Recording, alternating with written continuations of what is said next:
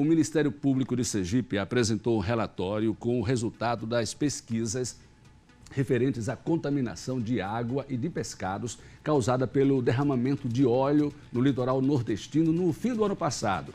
Esse resultado foi feito, a análise foi feita pela Universidade Federal de Sergipe e pelo Instituto Tecnológico e de Pesquisas do Estado de Sergipe. Para falar sobre esse assunto, nós convidamos a promotora de justiça Elza Missano, mas não só para falar sobre esse assunto, vamos falar sobre diversos outros assuntos. Promotora, obrigado mais uma vez por sua presença aqui. A senhora sabe que o nosso jornalista estava há um tempão ligando. Doutora Elza Missano, vem quando? As pessoas querem responder, porque não é nenhum tipo de puxar saquismo. É porque realmente a senhora tem representado bem o Ministério Público ajudando a população sergipana. E eu quero agradecer mesmo isso aí, o trabalho que a senhora tem feito. Obrigada. Qual foi o resultado desse laudo feito pela Universidade e pelo ITPS? Então, Ricardo, agora, em primeiro lugar, muito obrigada. Que alegria estar aqui de novo na TV Atalaia. Vocês são parceiros nossos na divulgação desses assuntos que são muito importantes para a sociedade. Então, finalmente agora, acho que a sociedade pode respirar um pouco aliviada com relação a esses resultados. Nós fizemos hoje uma reunião com representantes, com o vice-reitor da Universidade Federal de Sergipe, 2 professores da área que participaram ativamente da coleta e das pesquisas e, finalmente, a resposta ela foi satisfatória para a população. Nós não temos riscos aparentes para a população. As pesquisas foram feitas em sedimentos, na água e no pescado. Agora, uma coisa importante, Ricardo, não foi constatado esse risco agora, todavia, esse efeito ele é bioacumulativo, portanto, há uma necessidade de se fazer um monitoramento. E esse monitoramento ele vai continuar sendo feito pela Universidade Federal, que irá apresentar ao Ministério Público uma programação de monitoramento e, evidentemente, de custos, para que a gente possa, aí, já no mês de março, realizar uma reunião, fazer uma reunião com o ITPS, com a Universidade Federal e também com representantes do Estado, porque tem que existir, na verdade, né, um aporte para a Universidade Federal para que ela continue realizando essas pesquisas, porque é importante. A gente sabe que a mancha de óleo diminuiu, mas, por exemplo, no início desta semana, no fim de semana, banhistas, surfistas mandaram para a gente várias quantidades pequenas de óleo nas praias. Eu não sei se está chegando nos rios aqui nas nossas nascentes, mas é por isso que é necessário esse monitoramento. Pelo menos por um bom período, né? A ADEMA, Ricardo, foi importante você perguntar isso, porque a ADEMA nos tranquilizou um pouquinho. A gente realmente achava que eram novas manchas que estavam chegando do mar. Não é. Na verdade, elas estão, eu vou usar um termo que não é técnico, mas para que todos possam utilizar, entender, elas estão brotando, na verdade, da areia, né? Então, eram manchas que ainda estavam ali, aterradas, né? Para você ter uma ideia da quantidade que nós recebemos desse crime, desse dano ambiental que foi causado. Então, ela não está chegando do mar. Não. Estava na areia, exatamente. Brotando, e agora né? ela está surgindo novamente, né? Mas são pequenas manchas. A população realmente vai detectar isso, exatamente por essa questão que a gente precisa ficar no monitoramento ainda constante. Então, graças a Deus, com relação às manchas de óleo, a água está tranquila. Sim, a água e nosso pescado também. Nosso pescado também. Que bom. Vamos falar sobre outros assuntos rápidos aqui, porque são muitos. Taxa de rateio, aquela taxa de rateio, né? Isso que chama da Companhia de Saneamento de Sergipe. Qual a informação? Como está esse processo? Muita gente procurou o Ministério Público falando que é irregular. Isso, finalmente, à época nós ajuizamos uma ação civil pública, nós tivemos agora na semana retrasada a última audiência de instrução, né? O juiz ainda tentou fazer um processo de conciliação entre as partes, com a presença de técnicos, o Ministério Público levou o seu engenheiro técnico, a DESO também. Nós mostramos da dificuldade, né? O consumidor ele não consegue compreender por que ele vai ter que pagar por taxa de rateio, quando, na verdade, ele tem, na sua localidade, ele tem um hidrômetro que faz o registro regular e normal do seu consumo. Então, nós estamos aguardando agora, eu acho que para os próximos dias... Não houve dias... acordo, então? Não houve composição, infelizmente não houve. A proposta que foi formalizada pela DESO é de pagar apenas cobrar pelo totalizador, que é aquele equipamento que fica na entrada do condomínio, e o síndico ali distribuía entre os condôminos. O Ministério Público, evidentemente, não aceitou esse tipo de proposta e agora nós vamos aguardar esse resultado final com essa decisão judicial. Eu estou recebendo aqui o pessoal falando sobre algumas localidades que tem taxa de esgoto. A gente até vai colocar no ar. Certo. E a DESO confirma que realmente tem esgoto ali. Só que o pessoal diz, Ricardo, a gente passa dias e dias com esgoto estourado. E se não é a ajuda de vocês, da imprensa, a gente fica com esgoto estourado, com fedor, com cheiro. Já chegou algum caso lá para o Ministério Público, aí, na rua? O pessoal do São Conrado fala muito, o pessoal de algumas, principalmente da zona sul da capital sergipana. Ricardo, isso acontece também porque às vezes você tem a rede de esgotamento sanitário, mas nem todas as residências estão interligadas. Então, enquanto, por exemplo, a minha está interligada, você que é meu vizinho pode não ter interligado, então a sua rede vai jogar na rede pluvial. Então, esse é um problema sério, né? Nós estamos trabalhando, inclusive, com a Força-Tarefa. Doutor Eduardo Matos é o promotor do meio ambiente. Nós, inclusive, já fizemos reuniões com a direção da DESO, no sentido de serem notificados, através da Secretaria do Meio Ambiente, para que, naqueles locais onde efetivamente existe a rede de esgoto instalada, para todos, todas as pessoas, para todos estejam interligados. Qual é a questão que o Ministério Público discute até hoje na Justiça, que nós estamos já com recurso já em Brasília, que é exatamente naqueles locais onde não haja o completamento da rede. Ora, não é um serviço que tem que estar disponível como a água. A água você paga uma taxa mínima porque o serviço está disponível, a água está tratada na sua porta. Você não liga se você não quiser. A rede de esgoto não é assim. O esgoto ele tem que ser captado e tratado. Então, o Ministério Público insiste nesse sentido. Se não houver o completo funcionamento da rede, a população não tem que pagar pela taxa de esgoto. O Ministério Público Estadual está acompanhando também com relação à taxa de esgoto na zona de expansão? Sim, é essa ação que nós movemos, que é com relação à zona de expansão. Aqueles houve uma residenciais vitória do Ministério Público, das pessoas, exato, mas parece que a DESO recorreu. Então, houve o recurso da Companhia de Saneamento nesse sentido e nós, do Ministério Público, também recorremos, né? Porque não houve o entendimento, no caso dos desembargadores, era no sentido de que não precisava estar totalmente completa, né? Bastava ter um pedacinho ali pronto, né? Se o usuário não interligasse, estivesse interligado ou não, ele teria que efetivamente fazer o pagamento. Nós não nos conformamos com isso, então interpusemos o recurso, sempre estamos sobra aguardando. para as pessoas ter que pagar sempre. Pois então, é. E a taxa é cara. A tarifa é uma tarifa cara, né? Ela corresponde a 80% do consumo regular daquela unidade consumidora. A gente não se importa em pagar, eu digo sempre, as pessoas de bem não se importam de pagar. Se o serviço estiver executado. Executado, bem feito. Exatamente. Mas quando o serviço, às vezes, é meia boca, a gente fica, poxa, pagar por isso? Uma situação como essa que foi mostrada agora, por exemplo, né, aquele usuário ele não vai se conformar.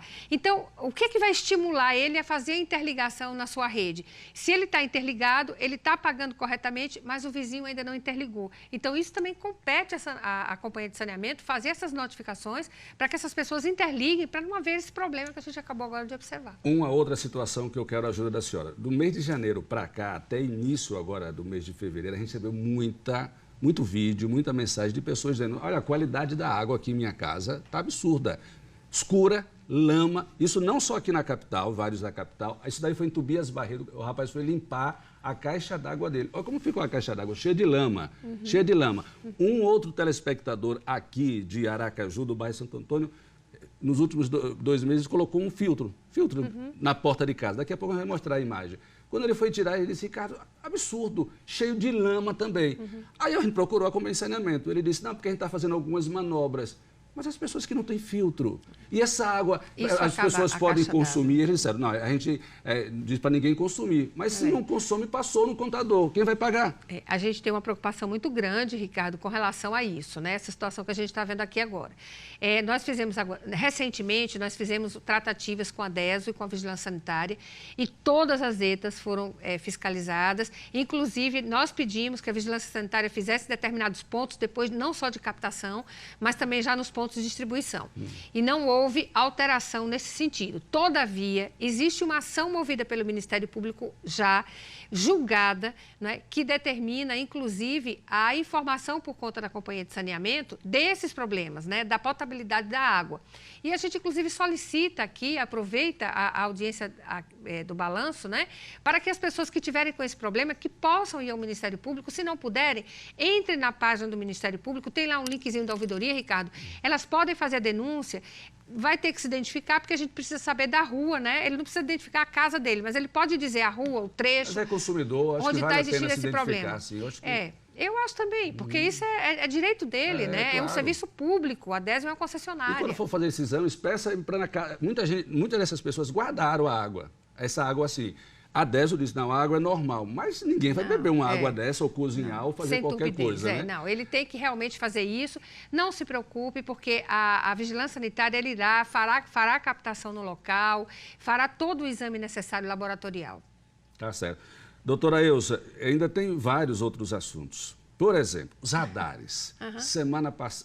O ano passado teve aquele problema dos radares. Isso. Foi com a senhora e com o promotor Eduardo Matos. Isso. Como é que está a situação de alguns radares aqui das ruas de Aracaju? O nosso inquérito está pronto, nós estamos aguardando apenas agora uma última mensagem do ITPS, mas hoje nessa reunião, nós tivemos uma reunião agora pela manhã para tratar da questão relacionada à mancha de óleo e nós estivemos com o diretor-presidente do ITPS, ele já nos informou que já está mandando esse relatório final, os 55 radares já foram todos fiscalizados. Né? Aqui de Aracaju. Isso, né? Exatamente. Eu estou recebendo esse relatório agora para que a gente possa já adotar as providências pertinentes. A dificuldade maior, e que eu já informei a população, é a gente ter o ponto de corte. A partir de quando que aquele radar começou a ter dificuldade? Porque o ITPS, Ricardo, ele faz fiscalização por amostragem, né? Ele faz a fiscalização de rotina. Então, só que nesses casos específicos, daqueles 4 radares que foram reprovados, a fiscalização não foi feita de rotina. A fiscalização foi feita porque houve denúncia de usuário. Ora, se houve denúncia e se a fiscalização foi feita e foi constatada, significa que não foi a partir daquele momento que aquele radar passou a funcionar, que aquele instrumento de medição eletrônica ele passou a funcionar com dificuldade. Então, a gente vai ter que fazer esse efeito retroativo, mas até quando? Até a última fiscalização do ITPS? Então, são essas questões que nós estamos analisando. O doutor Eduardo também tem um inquérito, né, lá na Promotoria do Meio Ambiente, e a gente está com que é serviço de relevância pública, e nós estamos com um também no consumidor, mas sempre juntos, e tudo que adotarmos faremos em cotejo com as informações dos 2 inquéritos. Então, nos próximos dias teremos alguma informação com relação aos radares de aqui de Aracaju. Recebendo aqui a mensagem do telespectador com relação àquela taxa que é pago, o estudante paga na meia passagem. Deixa eu ver o nome. É de recarga. De recarga. Isso. O Ministério Público ajuizou a ação civil pública. Infelizmente, nós não conseguimos eliminar.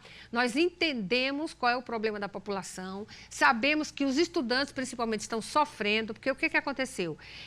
O CETRANSP, na verdade, a SMTT... entregou ao CETRANSP a questão da bilhetagem eletrônica, esse monitoramento e controle, e o CETRANSP, por sua vez, a uma empresa. Né? E o que aconteceu? Foram criadas ATS, que são essas máquinas para recarga dos cartões. E nessas máquinas, elas cobram do consumidor. Ora, é o mesmo caso daquela taxa de conveniência que é cobrada quando você compra ingresso e você vai ter que tirar o seu ingresso. Qual é a conveniência que o consumidor tem? Se ele vai fazer a recarga, ele vai ter que ir até a máquina, ele vai ter que enfrentar fila, ele vai ter que recarregar, só que ele não vai ser atendido por uma pessoa, ele vai ser atendido por uma máquina. Então, pelo contrário, aquilo vai beneficiar a empresa, porque vai diminuir o número de trabalhador, mas para o consumidor não beneficiou em nada. Então, a gente questiona isso judicialmente, já existe uma ação movida, e, infelizmente, a gente diz aqui para os telespectadores que nós não conseguimos eliminar, mas estamos lutando ainda nos autos do processo para que a gente tente, pelo menos, reverter essa situação. Feiras livres, doutora Elza Missano. Eu imaginei que já estava tudo pronto, né? O que aconteceu? Eu também. Pois é, nós temos fizemos uma audiência ontem, né? Ontem pela manhã, audiência judicial. Existem 2 processos, Ricardo. Existem 2 ações civis públicas movidas em face da Insurb, uma para que houvesse o procedimento de licitação e a outra para que haja a adequação, a padronização e a colocação de balcões frigoríficos para o comércio dos produtos de origem animal. Então, o procedimento de licitação ele foi realizado, né, nessa audiência que nós tivemos ontem, porque eu imaginei que nós já estivéssemos com essas bancas, não mais situação assim, né, como a gente está observando, mas com o produto de origem animal, olha para isso, já refrigerado. E a informação... para agosto do ano passado? Exatamente. E a gente vem, a partir daí, a gente vem estabelecendo prazos, porque era o procedimento licitatório, mas a informação que nós já tivemos nessa audiência do dia 10, nós pedimos, então, a suspensão do curso processual, porque agora, dia 10, agora de março, nós teremos uma reunião com o diretor-presidente da Insurb, para que a gente possa, então, fazer tratativas relacionadas a essa questão, né? A partir de quando a informação é que essa ordem de serviço será dada agora a partir de março, então a gente já quer aprazar direitinho para que a gente possa apresentar na ação. Infelizmente, volto a dizer, a gente também não conseguiu eliminar, no caso, para a retirada dos produtos até a adequação. Então, infelizmente, o consumidor ainda se depara com essa situação. Para vender carne, produto animal desse jeito mesmo? Foi isso que a Justiça disse? Pode vender assim? Nós não conseguimos eliminar, não, Ricardo. Meu Deus do céu, eu estou sem entender, viu? Não sei. Justamente por conta do procedimento de licitação. E a gente realmente tem que compreender o seguinte, a gente luta, o Ministério Público luta há mais de 10 anos por essa questão da licitação. Foi um salto de qualidade? Foi um salto de qualidade, mas precisa ser executado. Então, a gente está esperando isso desde o ano passado, o Ministério Público Estadual, o Ministério Público Federal. Então, a gente aguarda, espera que a partir de março, pelo menos essas feiras aí que o telespectador acabou de ver, já esteja padronizada e com os balcões frigoríficos. Matadouros municipais? Não os tem matadouros, mais. Os matadores continuam, é uma força-tarefa da Coordenadoria Geral. Mas não adianta. Agora, repare, Ricardo, a gente exige lá na ponta uma dificuldade imensa que o Ministério Público teve para que todos pudessem se conscientizar. Aí você tem o abate regular, você tem o transporte regular da carne para ficar numa banca como essa que a gente acabou de ver. Então, a gente tem que cuidar disso rapidamente. Olha, são muitos assuntos. Eu só vou encerrar porque era de um caso que eu também me chamou a atenção. Eu já passei para a senhora, de reposição asfáltica, uma taxa de reposição asfáltica. O telespectador disse, eu pedi realmente para fazer a ligação de água lá em casa, mas eu tenho que pagar também, além da religação, por essa taxa de reposição asfáltica? Nós nunca recebemos, quando você me perguntou, eu estranhei, porque nós nunca recebemos realmente nenhuma representação nesse sentido. Então, eu até aproveito a oportunidade para pedir, não é, a esse consumidor, a esse usuário, que ele possa formalizar a reclamação lá no Ministério Público, independente disso, de ser provocado ou não. Diante de nós tomarmos conhecimento a partir de hoje, através aqui do Ricardo, a gente já vai questionar a DESO também a cobrança dessa taxa, né, se é uma taxa fixa, se é uma taxa variável, do porquê que é cobrada, porque nós não tínhamos conhecimento dela, pelo menos nós não recebemos nenhuma reclamação. Mas se o telespectador quiser também, o internauta, né, quiser também entrar em contato conosco, também fica à vontade, entra na página do Ministério Público, na ouvidoria, faz lá a reclamação, mas independentemente disso, eu estou lhe devendo essa resposta. A gente ninguém sabia, eu também não sabia. 244 ele mandou a conta dela, taxa de reposição asfáltica. Isso. Quanto? R$244. Exatamente. Chamou a atenção dele, chamou a minha e da senhora. E a minha agora também. Pois é. Doutora Ilza, são muitos assuntos, mas eu quero agradecer. Ela já falou, agora ela tem que beber água também.